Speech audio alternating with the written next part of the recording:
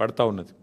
అయినప్పటికీ నాకున్న ఇన్ఫర్మేషన్ ప్రకారం మొత్తం 117 మొత్తం పట్టణాల్లో జరిగిన ఈ ఎన్నికల్లో మాకు ప్రత్యక్షంగా డైరెక్ట్గానే అంటే ఎవరి అవసరం లేకుండా నేరుగా దాదాపు 15 నుంచి 16 నేరుగా గెలుస్తున్నాము. పరోక్షంగా ఎందుకంటే అక్కడ మేము సింగిల్ లార్జెస్ట్ పార్టీగా ఉన్నాం, అక్కడ కూడా ఇంకో దాదాపు 10-15 చోట్ల అవకాశాలు ఉన్నట్టుగా నాకు సమాచారం ఉంది. చూద్దాం మరి ఇప్పుడు అల్టిమేట్గా 16 తారీఖు నాడు అన్ని విషయాలు తెలుస్తాయి. అయితే ఇక్కడ ఒక్క విషయం మాత్రం చెప్పాలి. నిన్ననే మా శ్రీనివాస్ యాదవ్ గారు నిన్ననే చెప్పారు, 2020లో ఆనాడు మున్సిపల్ ఎన్నికలు జరిగితే మొత్తం 130 మేయర్లకు చైర్పర్సన్లకు ఆ రోజు మున్సిపల్ ఎన్నికలు జరిగినాయి. టీఆర్ఎస్ పార్టీ ఆ రోజు డైరెక్ట్గా 122 టీఆర్ఎస్ గెలిస్తే మున్సిపాలిటీలు అదేవిధంగా కార్పొరేషన్లు, కాంగ్రెస్ 4 గెలిచింది, బీజేపీ 2 గెలిచింది, ఎంఐఎం 2 గెలిచింది. ఇది ఆ రోజు లెక్క 2020.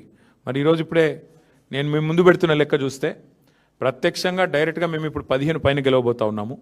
దాంతోపాటు పరోక్షంగా అంటే మేము సింగిల్ లార్జెస్ట్ పార్టీగా ఉన్న కాడ మరి దాదాపు మరో 10-15 చోట్ల మాకు చాయిస్ ఉంది, అవకాశం ఉంది. కాబట్టి ఓవరాల్గా చూసుకుంటే 117లో డెఫినెట్గా మంచి ఫలితాలు వచ్చినట్టుగానే మేము భావిస్తూ ఉన్నాం.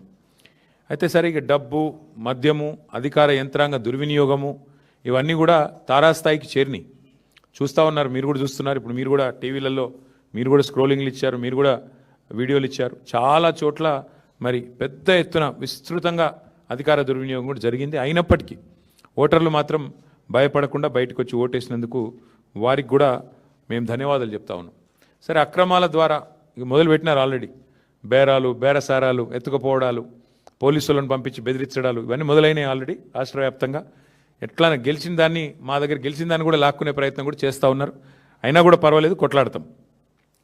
అయితే మాకు సంతోషకరమైన విషయం ఏమంటే సింగరేణిలో జరుగుతున్న బొగ్గు కుంభకోణం ఏదైతే ముఖ్యమంత్రి గారి బావమరిది కీలక పాత్రధారిగా, ముఖ్యమంత్రి బావమరిదే కింగ్ పిన్గా సింగరేణిలో ఏదైతే 6,000 కోట్ల కుంభకోణాలు చేసినారని మేము బయట పెట్టినామో, దాని తర్వాత మాతో పాటు CPI communist party of India కలిసి వచ్చి మాకు చెన్నూరు నియోజకవర్గంలో క్యాతన్పల్లి మున్సిపాలిటీలో మాతో పాటు కలిసి ప్రచారంలో పాల్గొనడమే కాకుండా సీతారాములు గారు ఈరోజు ఆ మున్సిపాలిటీ కూడా మేము గెలుచుకున్నాం.